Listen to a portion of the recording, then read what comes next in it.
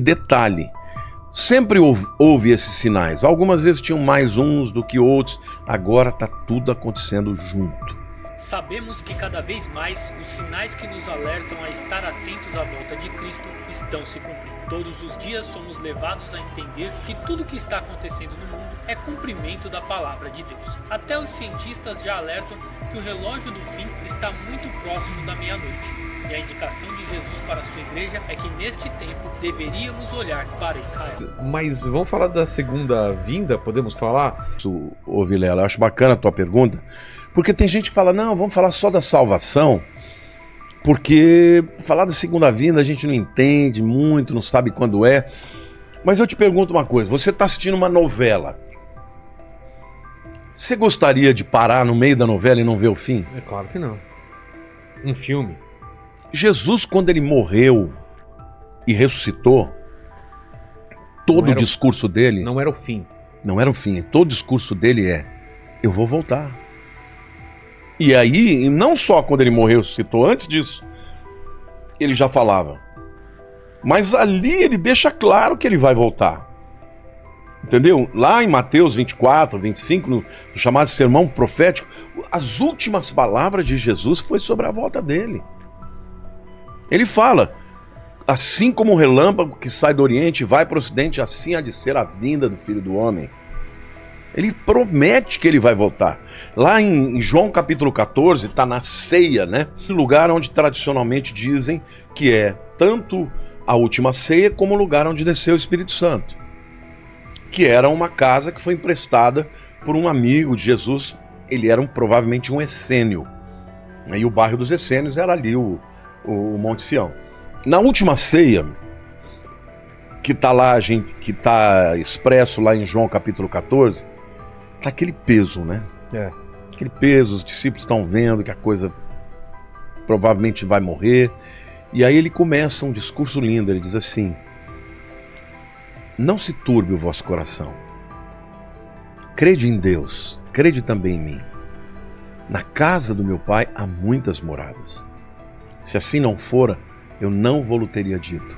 Eu irei, prepararei-vos lugar e voltarei para vós outros, para que onde eu estiver, vós estejais também. O que Jesus está dizendo para os discípulos? Eu estou indo embora, mas eu vou voltar. E eu vou buscar vocês para estarem comigo. Ele está falando do arrebatamento. Só que aí eles falam, mas como assim? Quais são os sinais que hão de ser da tua vinda? Porque ele já está ali falando para eles que ele vai embora. Aí ele começa a dar os sinais. E na hora que ele começa a dar os sinais, ele fala de sinais da natureza, ele fala de sinais geopolíticos, de guerra contra guerra, ele fala de apostasia, de engano. Cuidado, vede que ninguém vos engane, porque virão muitos em meu nome dizendo eu sou o Cristo. Entendeu? Ele começa a dar os sinais, e Vilela, hoje nós estamos vivendo numa época em que tudo está acontecendo. Detalhe, sempre houve esses sinais. Algumas vezes tinham mais uns do que outros. Agora está tudo acontecendo junto. Esse ano de 2023, eu nunca vi um ano igual a esse. Ah, é? Não, nunca vi um ano com tantas catástrofes que estão acontecendo. Olha, fogo em tudo quanto é lugar. No Canadá, no Havaí. Gente, coisa de louco. Incêndios. Entendeu? Falei do Canadá já, né? Terremotos em tudo quanto é lugar, cara. Enchentes aqui no Brasil, no Rio Grande do Sul, nós tivemos o que eles estão chamando de a maior catástrofe ecológica de todos os tempos no Brasil. Então, assim, nós estamos tendo assim muitos sinais que estão acontecendo e todos ao mesmo tempo. Então, tá chegando a hora. Você não pode dizer exatamente quando, porque Jesus proibiu, ninguém sabe o dia e a hora. Mas ele disse que era para você observar os tempos e as estações. E os sinais no Mar Morto? Sim, esse é maravilhoso também. No final dos tempos, o livro de Ezequiel diz que o Mar Morto, isso também é uma profecia linda, porque ele diz que o Mar Morto, ele voltaria a ter água potável, a ter água doce, inclusive peixes iam nadar nele e coisa e tal. Agora, detalhe, Ezequiel fala que a parte norte seria assim, mas a parte sul continuaria salgada. Agora, Ezequiel foi um profeta do exílio, nós estamos falando aí de 2.600 anos atrás. Naquela época, não existia parte norte do Mar Morto. Era tudo uma coisa É só. uma coisa só. 50 anos atrás era uma coisa só. Quando é que o Mar Morto se dividiu em dois? Depois que Israel voltou para sua terra e começaram ali prosperar, muita gente, começaram a usar a água do mar da Galileia, o Mar Morto começou a secar. E na hora que ele começou a secar, ele se dividiu em dois. Hoje, inclusive, tem um canal que eles fazem entre a parte norte e a parte sul para que a parte sul não seque completamente. Mas se você olhar até na imagem do satélite, viraram dois corpos de água. Meus irmãos, eu vou colocar agora um trecho rapidinho de uma live que eu fiz com o pastor Claudinei Oliveira, onde ele filmou essa parte do Mar Morto que está secando, tá? Só para vocês terem uma ideia, ilustrar bem aquilo que o pastor Lamartine Pozella está explicando, é coisa rápida e daqui a pouco a gente continua com a explicação do pastor Lamartine. O Mar Morto está secando. É isso mesmo. Eu vou chegar aqui na região, aqui bem no lugar, até onde o Mar Morto outrora, tudo isso daí, as pastor águas Tiago, vinham. essa terra aí, tudo isso E daí agora, era água. se nós formos observar, Meu Deus. já Vai vendo. secou aproximadamente aí mais de 2 quilômetros de expansão de terra, tá? Olha, tudo isso aqui que você tá vendo, quer ver, ó, tá vendo as pedras ali? Essas pedras aqui era o limite do Mar Morto, tá? Eu vou chegar mais próximo aqui, deixa eu abrir as imagens para você ir vendo toda essa planície, que agora se transformou em um vale salgado, né? Isso aqui se transformou em um vale salgado. Porém, a região, as águas vinham até próximo aqui. Eu vou até chegar ali onde tem uma placa para você ver exatamente aonde as águas chegavam. Vamos lá, vamos chegar até aquela placa para você Olha que entender. Agora dá uma olhada, pastor Tiago, para o senhor ver o tanto que o Mar Morto recolheu dentro dessas imagens aí.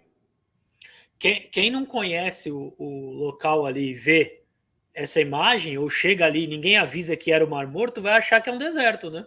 Verdade, verdade. Vai achar que é um deserto. O clima ali virou um clima de deserto, um clima desértico. E era todo o Mar Morto, né? Assustador. Eu vou chegar nesse vídeo, eu vou caminhando até chegar na onde tem uma placa, que é o delimitador, e aí eu vou dar um zoom para que vocês venham ver. Observa bem o vídeo, vamos continuar só para você ver a situação. E muitas das vezes as pessoas estão de Bíblia na mão, distraídas, despercebidas de todos esses fatos que estão ocorrendo, dessas profecias que estão se cumprindo, né? Como o pastor Tiago disse, quem olha e não conhece vai dizer, isso não é Mar Morto. Isso aí o pastor filmou um deserto, isso não tem nada a ver com o Mar Morto. Quando na realidade eu vou te mostrar e você vai ver que lá no fundo, quando você está olhando, você está vendo uma parte, o azul do céu, e bem na borda rente a terra, você vê aquela parte escura, lá na frente já é o próprio Mar Morto. Mas você vai ver no zoom das imagens. Observa com atenção. Exatamente aqui era o limite das águas.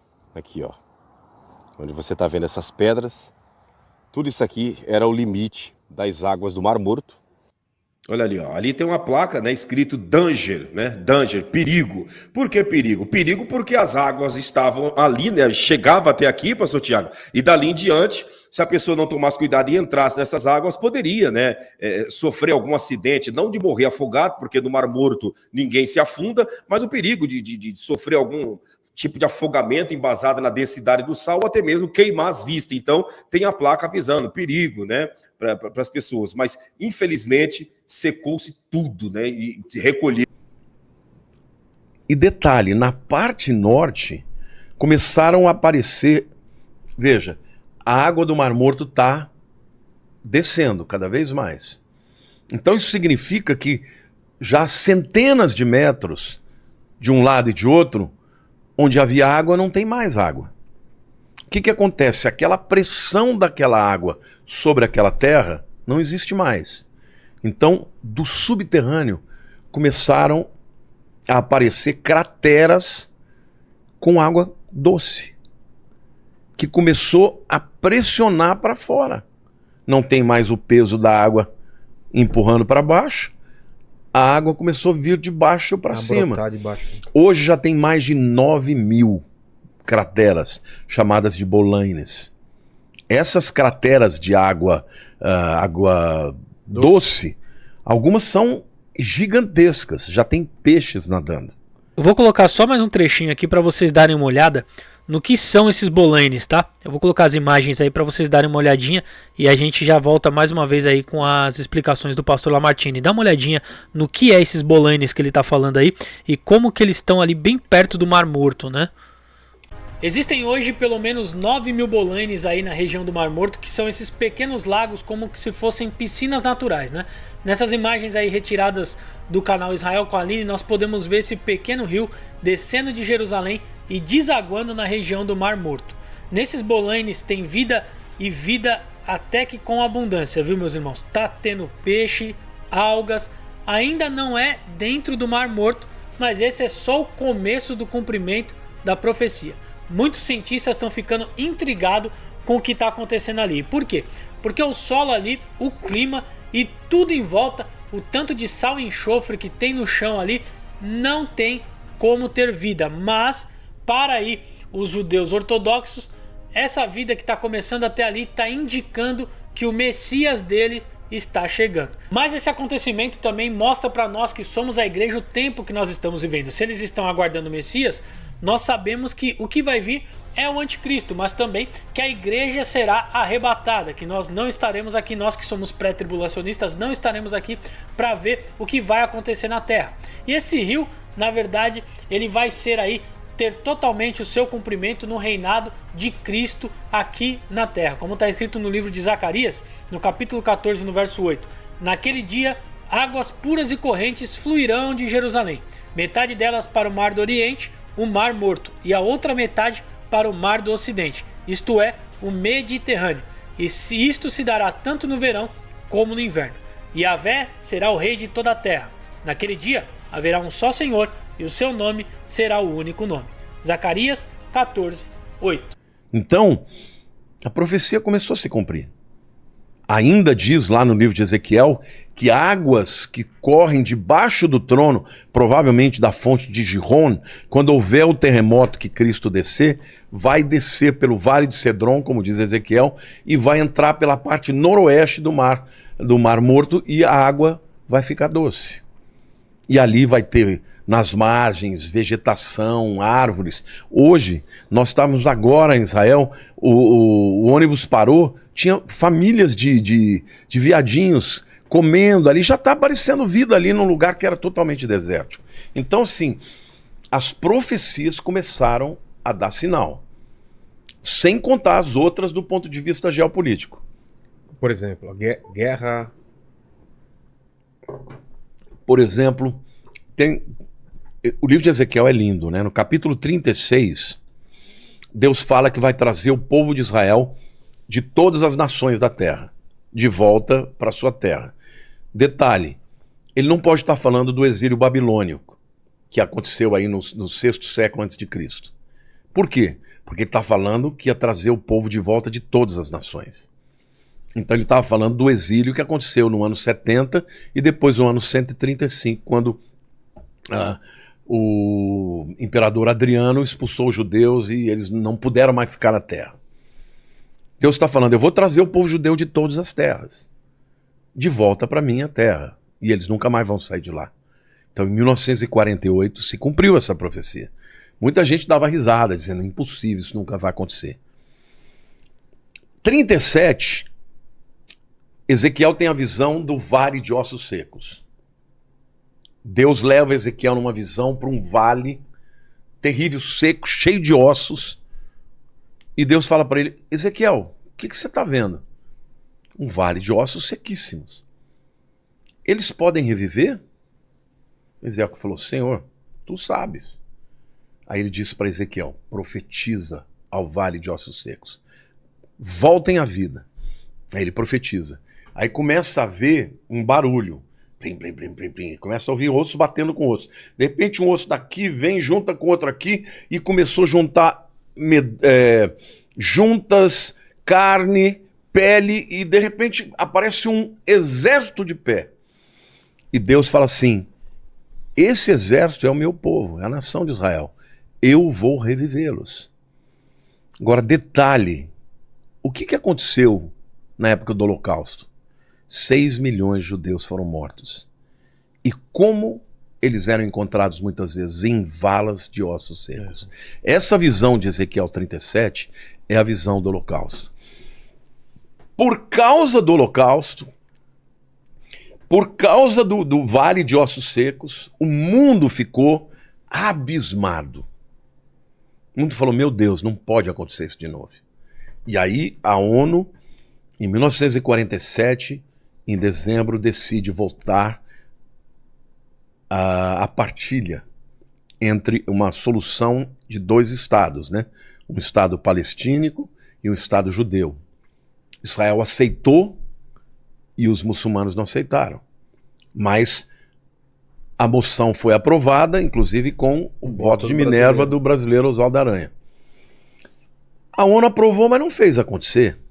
No dia 14 de maio de 1948, Davi Ben-Gurion junta uma série de pessoas, umas 300 pessoas ali na casa dele, e ele faz uma transmissão de rádio dizendo: hoje nasce Israel moderno.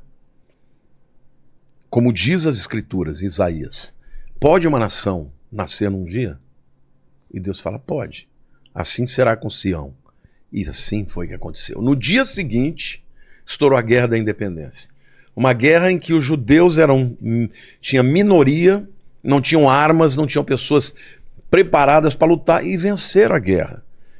Em 1 ano e meio aproximadamente, eles conquistaram mais território do que eles tinham na partilha. Só que aquilo que você conquista por guerra é teu. Então Deus permitiu aquilo porque ele estava devolvendo de volta aquela terra para o povo dele.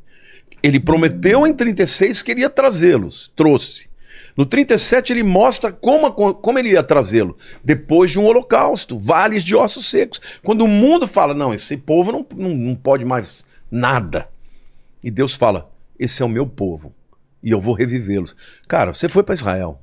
É extraordinário, é uma nação inigualável. Inigualável, tudo aquilo que você vê no deserto, sabe, florescendo, plantações. Tem profecia dizendo que o deserto iria florescer. Agora, não, mas isso foi o homem, irrigação gota a gota. Não interessa, Deus disse que ia acontecer, aconteceu. Agora vem o 38 e fala de Gog e Magog. Que é, se você pega lá, todas aquelas nações que virão contra Israel, que vão atacar Israel, são as nações que estão aí. Gog, Magog é Rússia. Pérsia é Irã. Então tá tudo ali. Turquia, Rússia. A China também ou não? China não está lá, embora alguns afirmem que Magog também é China. Império do Leste, alguma coisa assim, não tem alguma coisa? Isso é no Apocalipse, no é Apocalipse. outra coisa. Tá. Mas essa guerra de Gog e Magog é uma coisa tão extraordinária, porque você pegar o Flávio Josefo, ele fala que os Magogians são os sítios. Quem são os sítios? Ou citas, como está na Bíblia? É o povo das estepes, é a Rússia. Todas as nações que estão lá e que a Bíblia diz que vão invadir Israel são aliadas hoje. E contra Israel. Agora, detalhe, Vilela, detalhe. No tempo em que Ezequiel escreveu, quem foi o povo que permitiu que Israel voltasse da Babilônia? Foram os persas. Ciro, o grande Ciro, imperador persa, foi ele que destruiu a Babilônia e foi ele que permitiu que o povo judeu voltasse. Então ele é um grande aliado. Só que esse Ezequiel, quando ele profetiza para o que vai acontecer no futuro, ele diz que os persas serão inimigos. E quem é o maior inimigo hoje do Irã? Desculpe, de Israel. Irã. É o Irã, não tem outro inimigo. Agora, alguém vai dizer: não, mas hoje o Putin está fazendo acordo com Israel. Agora. Então, assim, o que eu vejo do ponto de vista futurístico para Israel, eu vejo um momento em que Israel está se tornando cada vez mais, eu não diria indefeso, porque Israel é muito poderoso, né? Israel tem tecnologia, eu acredito que tem bomba atômica, eles não dizem que tem, mas todo mundo sabe que tem, né? Mas eu acredito que esse apoio econômico, esse apoio incondicional que os americanos dão para Israel, um dia vai fraquejar. Porque quem vai dar a vitória para Israel, segundo Ezequiel 38, é o próprio Deus. E vai ser uma vitória cachapante, vai ser uma vitória extraordinária. Mas isso tudo está no futuro. Agora, o que vai acontecer com o mundo em relação à vinda de Jesus? O próximo evento que virá é o arrebatamento da igreja. A verdade é que todos esses fatos que eu coloquei aqui no vídeo, eu separei apenas 3, mas haveriam muitos mais fatos, nos mostram que Jesus está cada vez mais próximo. Creia você no pré-tribulacionismo, creia você no pós-tribulacionismo, as profecias bíblicas estão se cumprindo. Nós devemos estar preparados porque o tempo da igreja se encontrar com o seu Senhor está cada vez mais próximo. Se você gostou desse vídeo, compartilhe com seus amigos e com seus grupos do WhatsApp. Alerte-os também que as profecias bíblicas estão se cumprindo. Eu vou ficando por aqui, até o próximo vídeo. Se você ficou até o final, eu também quero te indicar esse vídeo aqui, que é um vídeo muito interessante que eu tenho certeza que vai poder acrescentar algo aí na tua vida espiritual. Que Deus te abençoe e até a próxima.